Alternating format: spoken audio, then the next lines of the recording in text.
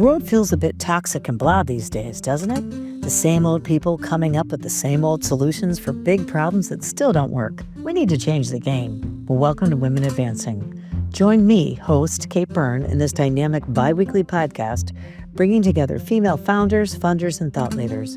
Listen to the people driving change, how they got there, how you can help, and yep, how you might just be the next one to advance. Proof that all ships rise with women at the helm. That's what happens when Women Advance with Kate Byrne. Hey everyone, it's your host Kate Byrne. So what happens when two powerhouse young women take on one of the biggest stressors in a student's life? That would be college admissions. And then they decide to make it radically more human, accessible, and even data smart. Well, they go on to win awards, and big ones. And they shake up an entire industry. They go on to build something that actually works for real people. They build wealth across many generations, and they shift the trajectory of communities at large. Well, today I'm thrilled to be joined by Sophie English-Smith and Leah Guesman, who are the co-founders of College Contact, which just took home the 2025 South by Southwest EDU EdTech Award, which is no small feat considering the company they were in. Their platform, well, it's all about bringing transparency and connection back into the college admissions process and matching students with real college experience, not just glossy brochures, but also making sure that they have a peer to whom they can work with who really understands what they're going through. We're going to talk about what it takes to innovate in a deeply entrenched system.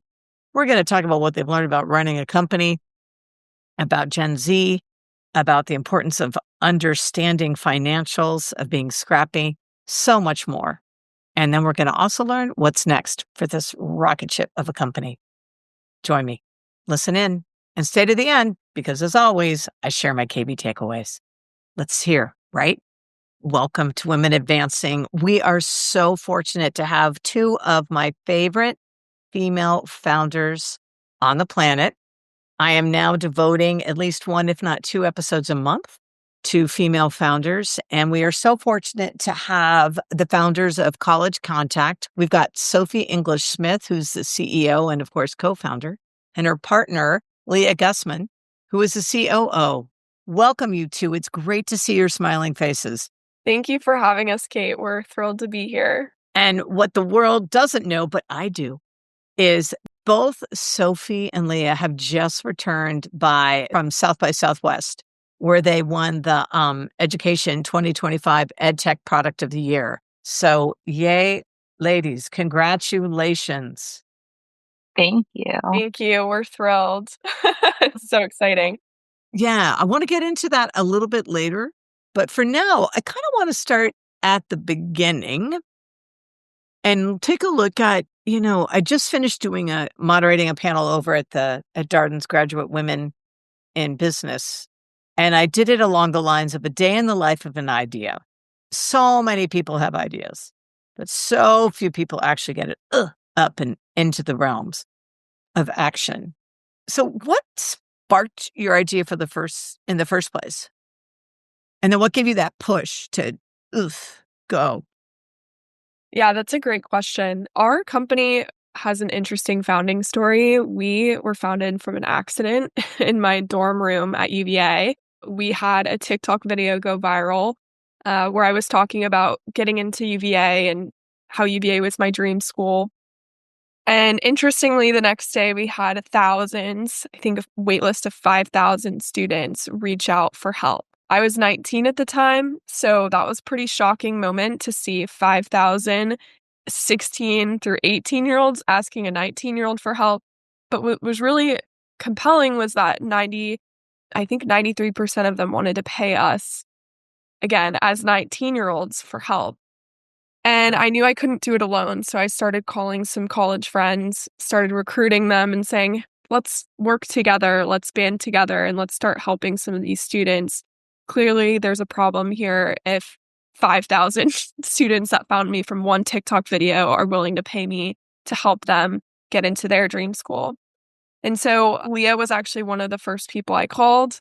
I brought her on board, and over our time period of being undergraduates at UVA, we had helped close to 3,000 families navigate pathway planning. To answer your question about how we kind of started it, I think it was just an innate desire in my heart that this is wild. This is wild that this many students need help. And there was no way in my head that I could just let that wait list sit there. And so even though I had no idea at the start how to advise students on college applications, I knew what I did know. And what I did know was that I was a pretty strong writer. And so my first step was maybe I can read some of their essays and help them with that. And so we started with essay work. And then as we kept going forward into our later years, we advanced that and learned the college application season, application strategy, building college lists, how to help students navigate major selection and career pathways. And so we expanded from there, but we started definitely small. It was no tech, Venmos, phone calls to parents, phone calls, texts to kids. Yeah. Give the quick 30-second pitch of what College Contact is in the first place. College Contact is a near-peer advising platform.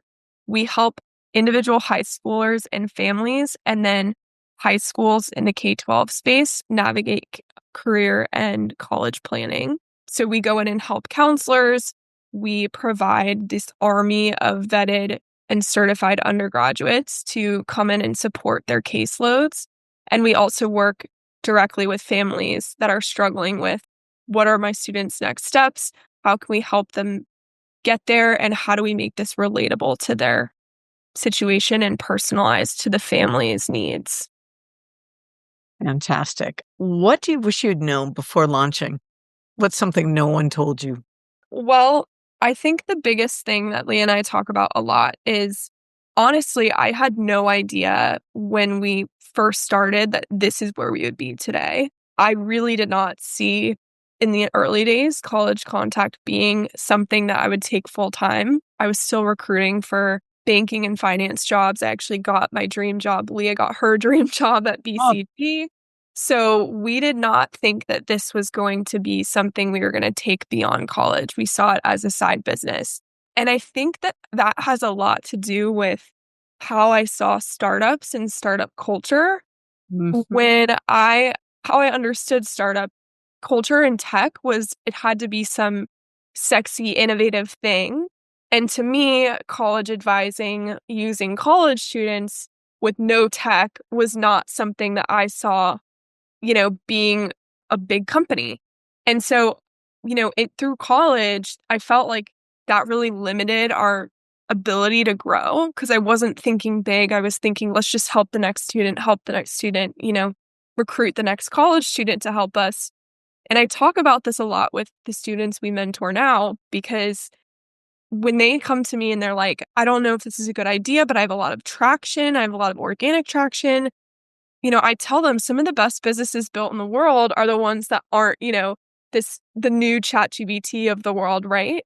And so that lower confidence levels have now skyrocketed, obviously, because I've learned a lot more about EdTech, about working with students, the impact, the need in schools for what we're doing. And I couldn't be more excited about the vision of what we're building. And now I do see it as, a potential IPO company. But with that being said, I actually credit it to you and a lot of the people we met at UVA. When we went through those early pitch competitions, you guys really validated it for us. We kind of just blindly applied. Here we are, we've helped all these kids. And to see so many people in the industry come together and be like, this is incredible that you've had this much traction this early on. That's a signal. And you need to listen to those signals. That gave Leah and I a lot of confidence to go out and raise that round and take it full time. Which is amazing. And Leah, how much have you all raised to date? We've raised a little over 1 million. We closed that our summer of after senior year, which is crazy. Sophie and I spent the summer, all of our friends were like going on Europe trips and like spending the summer at home before starting their jobs. Sophie and I were in the code building in Charlottesville, putting together materials to try to raise our round. And I think both of us were floored when like the end of August came and we were like, holy cow, we just like closed $1 million pre-seed. It was really exciting. Which is huge. As I recall, you caught the eye and the attention of a couple of big names, right? Yes. Yeah. Um, a lot from the UVA community that just blew us away. Obviously, UVA is a fantastic school and the alumni network is just incredible. So to see that support pull in for us, and to again get that validation and confirmation that we were on the right track was pretty trajectory changing for us. Absolutely. And then question for you, because obviously to me, teamwork does make the dream work and you complement each other. So Leah, because I love the photos of you on social media because it's so genuine. But so Leah, what do you think are your strong points and the areas that like Sophie fills? And then Sophie, what do you think are Leah's strong skills and where she helps your blind spots? Yeah, totally. We get asked this all the time. And we joke because like I'm blonde, Sophie's brunette. We had blonde dog and a brunette dog, and we're really, really complementary. So like kind of exactly what you're saying, things that I struggle with, Sophie tends to excel more at, and a little bit vice versa. I'm like very type A. I think even if you looked at like me and Sophie's daily schedules, like you would just see it immediately that I'm really focused on the nitty gritty, the day to day, kind of like checking all the boxes, making sure everything's in order. And I also do most of our product development. So really like fine detail tuning, things like that. And then Sophie's really great at kind of like zooming out and pushing forward our big ideas. And even if it doesn't seem like it all makes sense yet, kind of being able to see that bigger picture, and then kind of pass things to me to be like, okay, and now like exactly how are all these little pieces going to fit together and work to make this happen? So I'd say like that's the really high level of it. But yeah, I don't know. So I'm sure you could add to that.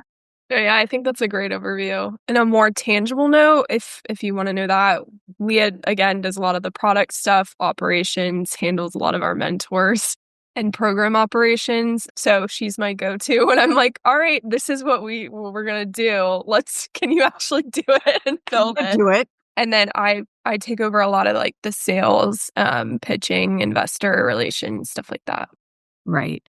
Well, so what advice would you give to folks who are in the process of, looking for a partner? It's a great question. There's so much. Yeah. I think we have hot takes on this. Yeah, it's definitely a marriage. People joke to me about that before I asked Leah. I felt the nerves. It felt like literally getting engaged. We actually got matching rings to symbolize it. Kind of silly. But I think it's really important that, again, you have those complementary skills. I think if we were both kind of very similar, and it would be really tough because we would be competing for the same things psychologically, and that wouldn't really move the company forward. But one big thing that I think is really important now is trust in each other. So we don't always get along, right? We don't always have our best day together. But we know now how to handle that because I trust her deeply like a sister. And I know that nothing is personal. If she doesn't agree with me, I know it's not an attack on me. I know when she disagrees or I disagree with her, she knows I'm not attacking her personally. It's just a difference of opinion. And so we work through that because we trust each other and I trust her opinion and her take on it because she's half of half of this operation, right? And she has a say. Yeah. Leah, you have anything to add? Yeah, totally. I think a lot of trust, and I think it's interesting because people tell Sophie and I like, "Oh my gosh, I can't believe you're friends and co-founders." Like they don't think that friends should be co-founders, and I think depends on the kind of friendships you have. I think if you have what friendship should be and really deep trust, like Sophie's saying, really deep care for one another and just respect for one another, I think that's the ideal co-founder kind of like base to start with.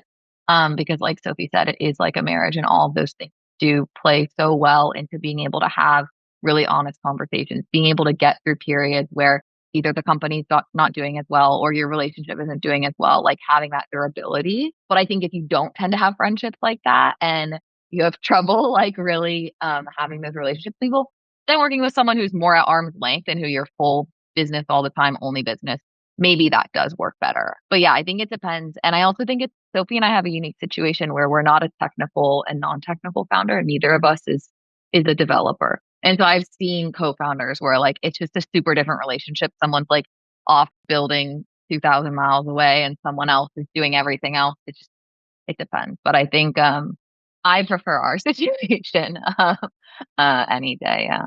Well, and I think too, it's part of the reason why you're probably able to be so honest with each other is because you care so much about this, the bigger idea, right? College contact, Totally. all the families whose literally trajectories you're changing. And not just for that one student, but literally their entire familial future, really, Yeah. because then all of a sudden there will be an example of what could be and planting seeds and dreams that perhaps might historically not have been available to them, which is Right. really, really important. Right. Yeah, I Yeah. think being aligned on values, if one of you is in it because you want to be famous or wealthy, and the other one is in it because you're really obsessed with the mission and the product, if you're working toward different goals, you're not going to be successful. Sophie and I both, we talk all the time. We're like, even if College Contact like imploded tomorrow, we would both move on feeling amazing about how many students we've helped. And our goal is always the students, is always that mission piece for both of us, like all the way down. And so I think that's important too, that you have the same goal. Absolutely. Okay, so Leah, you made reference to, it's not always puppies and unicorns and cupcakes. And there are some times when it's tricky. In terms of scaling and stumbling and staying sane, never easy in general life, but really particularly when you're running at the pace of, your growing entity is. What's been the most unexpectedly hard part of building your business? And what steps or what helped you navigate that? I think a lot of things are hard. But I think one of the trickier things is, like I said, Sophie and I are both really, really committed to our mission. And so figuring out how to make our mission scale and maintain the value and the core of what we're doing as we get pulled in a lot of different directions. Because when you start working with schools, you're getting pulled in the directions of compliance and district goals, and the admin, their goals can sometimes take over and take away from a little bit like core of what you're trying to do for at the student level. So I think there's can be a lot of competing interests with that value and mission piece. And I think what Sophie and I have had to become really like tactful and creative about is like, how do we together like band together and stay at the center with the value and the mission, but think outside the box of what we've always done, right? Because your first 2 years, like you're kind of just like throwing stuff at the wall, you're trying everything, you're doing things that don't scale. And so now we've learned like these core things that are super valuable. How do we take those and scale those and make them work for districts and administrators and make them work for parents and families and really be able to scale that? Having an open mind in those situations can be hard at first because it feels like you're having things taken away for you or it's not possible. But I think learning to really push through those, get creative and keep thinking bigger, I think that's a big challenge. You have to keep going again. And so if you have anything to add? Yeah, I would just say that it's very interesting. And goes back to your other point about the co-founder relationship. I think because our brains are very different, right? Like hers is so good at in the weeds. Mine is terrible at in the weeds, but really great at in the clouds. So it naturally happens that we get stressed about different things at different times. So That's nice. typically when she is really stressed out, I'm totally happy and I can calm her down because I see something else. When I'm really stressed about the weeds, she's pulling me out, right? So it's been great. And that kind of factors back into what we were saying earlier, right? Finding that partner is so crucial because when you go through these seasons where it can be tough, it's very rare that we're both kind of at a low point, a really low point now, which is great. Which is terrific. And I can imagine one of the things that stresses anyone, be it in the clouds or in the weeds, is money, right? Yeah. The funding piece. Share a little bit about your raise and what advice you would give to women who are sort of navigating the money side of entrepreneurship. Because I think that's one of the biggest stumbling blocks for many people. It's like, I don't know how to raise money, or I don't know, or ew, I'm scared of budgets and Excel spreadsheets and such. So share a little bit about that. And also, how did you get over it? Yeah. No, I have a lot of points of advice here. I actually my summer internship before I did this. Again, remember I said I was in finance. I Yeah. did an internship in growth equity. So my role was to speak with CEOs and had to speak with thousands of them about them asking us for money. So I learned the other side of it before I ever jumped in. And so I have tips from both sides. It's just kind of interesting to see the other end. I think one of the biggest things, this is really weird, is you actually kind of want to see more on the not eager side than the eager side. So with investors, and I tell this to a lot of folks, go in and just be a little bit more muted. For some reason, psychologically on the other side, they take that as they're doing really well. They don't need us. This is interesting. You build that FOMO. So whereas on a client call, you're very happy, cheerful, excited, kind of on investor calls, if you're really asking for money and maybe not just networking, you kind of are a little bit more, relaxed, muted, not overly excited. And that's even something we learned at my internship, note for that. Another piece of advice, I'm sure a lot of people have heard this, is, ask for advice, you get money, ask for money, you get advice. So I pretty much always build relationships early. We have relationships now with people we're looking at for Series A and Series B, and we're not close to that yet, right? We have people way down the line. We have relationships with investment bankers that we build years before we ever approach. And the other thing is, and this helps me a lot, is you should have a lot of conviction in what you're doing. And even though raising money can be very validating, as it was for us, a little bit of a different situation because we were very young and had no jobs, right? At that point. But, you kind of want to think to yourself, because I have conviction, I also have somewhat of an autonomy to say no, right? Like Right. say no to an investor, and giving that power back when you're early on and you're needing money it actually helps you automatically create that tone. We said no to investors for our first round. We've said no because they didn't align with what we wanted for our Values. company and didn't align with our values. And we put that hard line in the sand and we figured it out and we got more people to come in. So those are three big things. And then the last piece on the female founder piece, it is definitely more difficult, I would say, but Leah and I are pretty on board with, we never let that get in our heads. We just don't even acknowledge it, honestly, which maybe is healthy, maybe it's not. But we have young female founders come to us and that's their first question they ask. And I kind of push back and I say, that shouldn't be your first question. Ask me how to do it. And then think about that piece next, right? Think about that piece next, because you'll get caught up in yourself and then you won't be able to, if you go into it like, I'm a girl, they're not going to listen, it's going to shut you down. And so it's a psychological thing. That's a good point. It is often so much the mental, chatter that goes on inside our heads, and sometimes we're our own worst enemies. And I love the idea of going in just casual. And then they're definitely, because confidence is really attractive. That is magnetizing. Right. And they want to know what's behind that. What do you wish more women knew about running the financial side of running a business, like P&Ls? Again, I think so many people steer away from that. Ali, I would assume, Sophie, I know you obviously understand financials, et cetera, but I would think, is this part of the nitty-gritty details? Yep. Yeah. Take on, Leah. Yeah, it's actually funny. Yeah. I do all of our financial modeling and all of our financial, I guess you could say, maintenance or monitoring or whatever.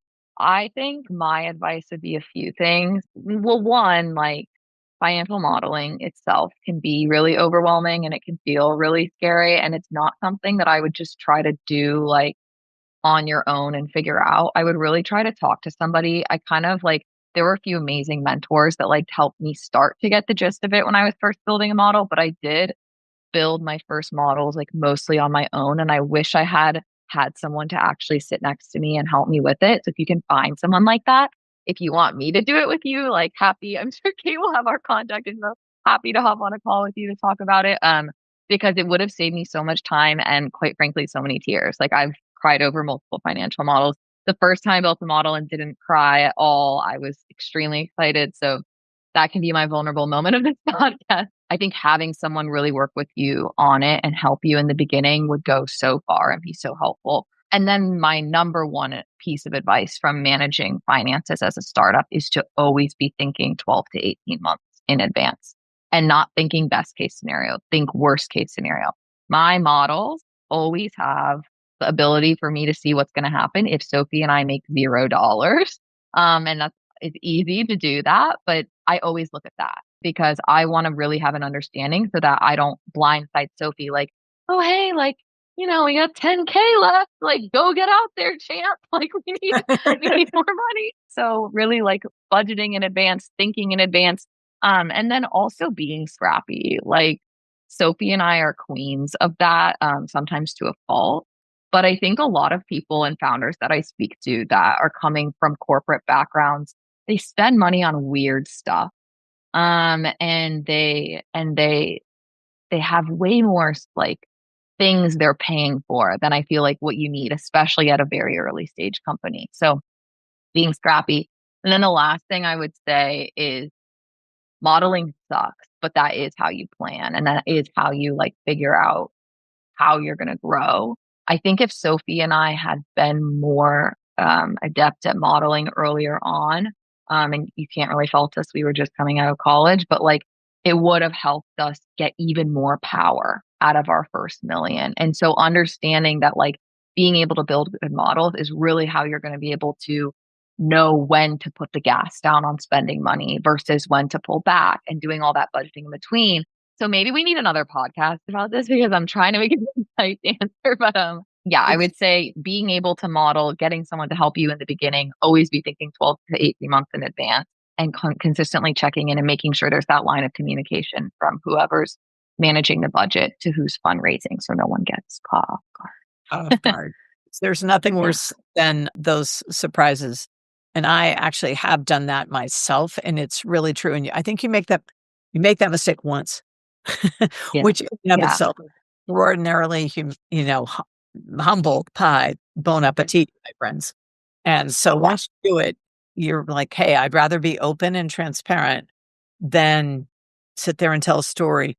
So speaking, kind of shifting into growth and reinvention and such, you're coming off this fabulous win. Again, congrats for the South by Southwest Award. You got selected early day for Techstars, which now you are living in Texas, et cetera.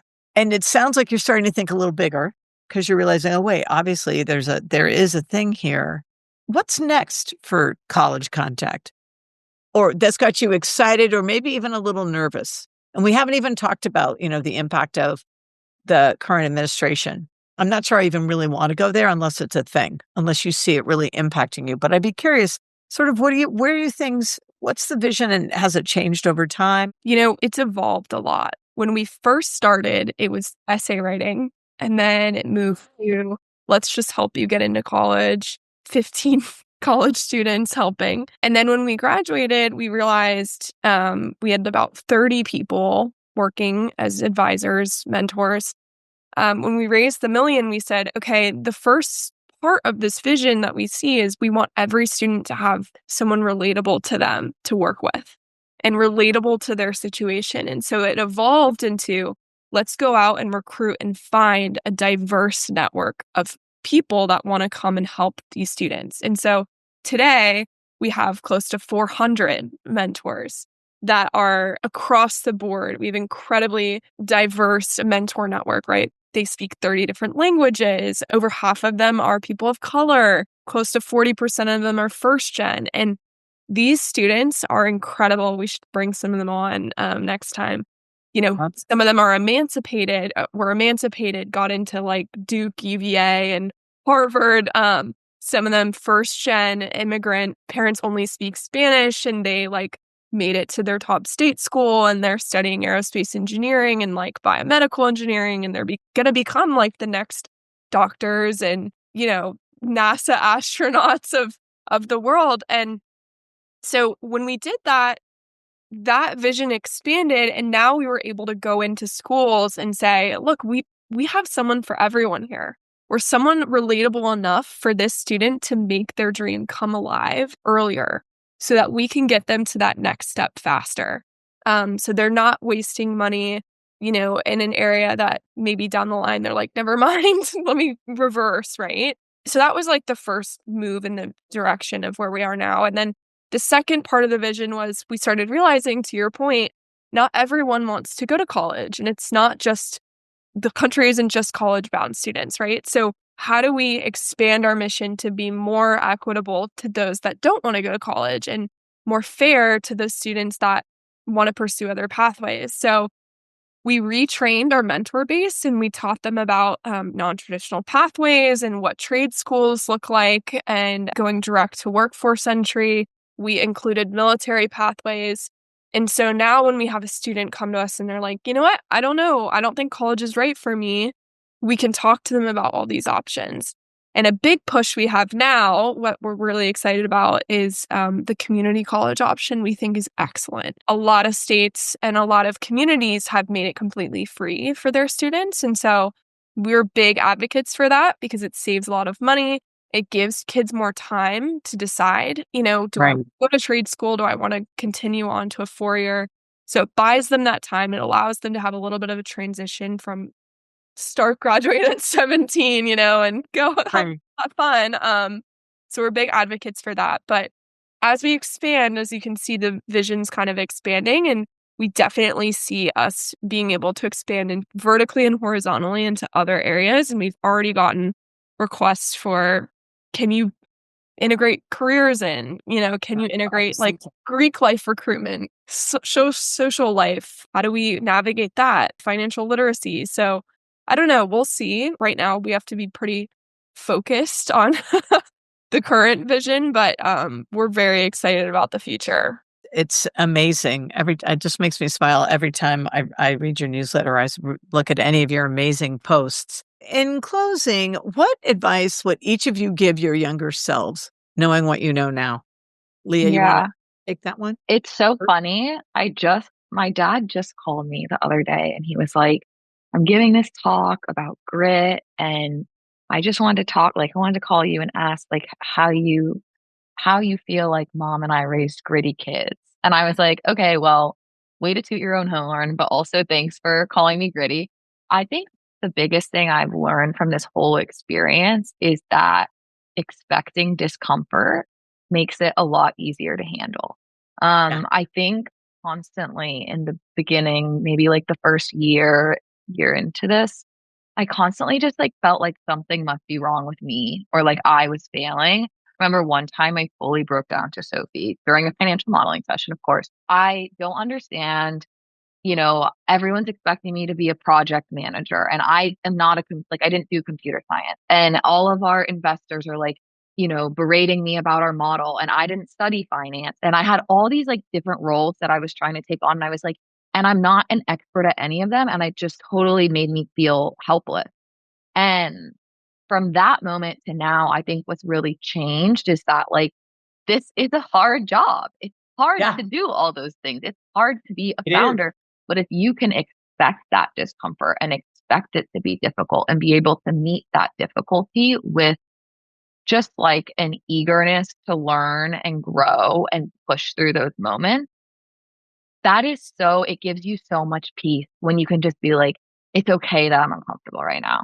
It's okay that that didn't go well. Like, how can I learn from that? And that has honestly made me chill out a lot and also just be able to work a lot harder. Because I don't constantly like have that negative self-talk of, oh, I'm not doing enough or I'm not good enough or whatever, or something must be wrong with me because something's uncomfortable. So yeah, just expect it to be uncomfortable and be okay with that. And no, it doesn't mean you're failing. It doesn't mean you're doing a bad job. It probably means you're onto something and you should just keep pushing and know that you can get through it and practice being uncomfortable. Absolutely. And when you think about it, learning is you're doing something new. Growth is uncomfortable. It Mhm. just Yeah. is. I mean, you're getting bigger because the other stuff doesn't fit you anymore. And then Yeah. you end up building this sort of archive or library of past experience where you said, oh my God, wait a minute, I got through that. I got through that. Yeah. So it's this notion of this too shall pass. And I got this. I'm not going to like it while I'm going through it, but I know that I'll be able to get to the other side. Terrific. Exactly. Sophie, how about you? Well, I'm actually a big believer in everything happens for some kind of reason. Whether that's like spiritual or not, I just do think that if you stumble, like there's a reason for that, kind of like what Leah was saying. And I think in college and when I was younger, I would get my pathway isn't what I expected it to be and kind of a little bit nervous about that. And even now in this role, you hire someone, it doesn't work out, you're like, oh gosh, we made a huge mistake. And I'm kind of the opposite again. I get anxious, like we made an operational mistake or something. All these little things, or even if we don't win a pitch competition, it's incredible to see that that actually was exactly what we needed to win the next one or what we needed to find the right employee, right? So, I think that's like great advice for anyone is just like things kind of do work out how they're supposed to. And we even tell our high schoolers that with their admissions decisions, you end up actually kind of being happier sometimes. Like sometimes the school knows something we don't, maybe you're a big runner and they don't have a run club. We don't know. Right. Yeah. No, exactly. And both of your comments remind me of there's a famous quote that Mother Teresa had said, and she said, I know God only gives us that which we're ready for. I just wish she didn't have so much faith in me. Yeah. It's like, God, I can't do this no more. I love that. Yeah. It's true a word. So just remember that. Just Yeah. hear little Mother Teresa whispering in your ear for sure. Well, listen, you two, I really would love to have you come back and actually bring a couple of students. I think that's a terrific idea. Yeah. So I'll send a little note out separate about that. But I think that would be a terrific touch point. I think it would be great and great to hear them and a great opportunity for them too. On behalf of listeners and of me, thank you so much. Thank you for what you're doing too. Talk about an amazing set of role models. And where should people reach out to you? For a lot of folks who have kids who are entering that stage, where should they go? And our Instagram is college contact at college contact. They can DM us there. And then Leah's going to give. Yeah, our phone number is 857-256-0283. Great. And I'll put that in. I'll put that, everyone, listeners, I'll put that in the talking notes too. So you'll have access in hard copy too. All right. Well, ladies, thank you. Thank you. Here's to, really having a great next few months ahead. And then listeners, get ready for part 2 of college. Yeah. All right. Kate. Thank So you, great Kate. to be here. Good to see you too. Wow. That was probably one of the more honest and open conversations I've heard from 2 founders. And it reveals something that is really true. I think there's a new energy among female founders to really be open and share so that those coming up behind them can start with a leg up. So for me, the primary takeaways I really enjoyed was a few. First, be scrappy. This is not for the faint of heart. It is hard. So just be prepared for that. And when you, as Leah said, when you get really comfortable with discomfort, you find a peace of mind and you have this understanding that this too shall pass. So when you're actually are uncomfortable, that means something's taking place. You're learning, you're growing, and it's going to be something that you're going to be able to put into action that's going to help your entity grow. Second, know your numbers, know your numbers, know your numbers. Be comfortable with your numbers. And the reason why is this is the one spot, especially, with most founders, particularly female founders, that investors always look at in terms of poking holes. And, knowing numbers is very, very comforting and is a sign of confidence to investors. And they're going to be impressed and more apt to say, hey, you know what? Okay, they didn't flinch when I asked them that. And as a result, think 12 to 18 months out and always go for worst case scenario versus best case scenario. Now, that seems really like a simple duh thing to say. So many people don't do that. They get very much pie in the sky. And then what happens is you find yourself, when you look in the bank account, with only about a month's left of revenue. And there goes your company belly up. So with that, I'm going to thank you all for listening. We are definitely going to be having both Leah and Sophie come back. We're going to have a couple of their students. And we're going to do a couple of covering points on that, both from a branding standpoint, testimonials, and more. So be sure to tune in. Thanks again. Look forward to seeing you on the next Women Advancing. Thanks for listening. May this episode inspire you to move forward. Be sure to go to iTunes, Spotify, katebyrne.co, that's KATEBYRNE.co, or wherever you listen to your podcasts, and listen to even more episodes. Here's to strong women. May we know them, may we be them, may we raise them. Be sure to meet them on the next Women Advancing. Ta till next time.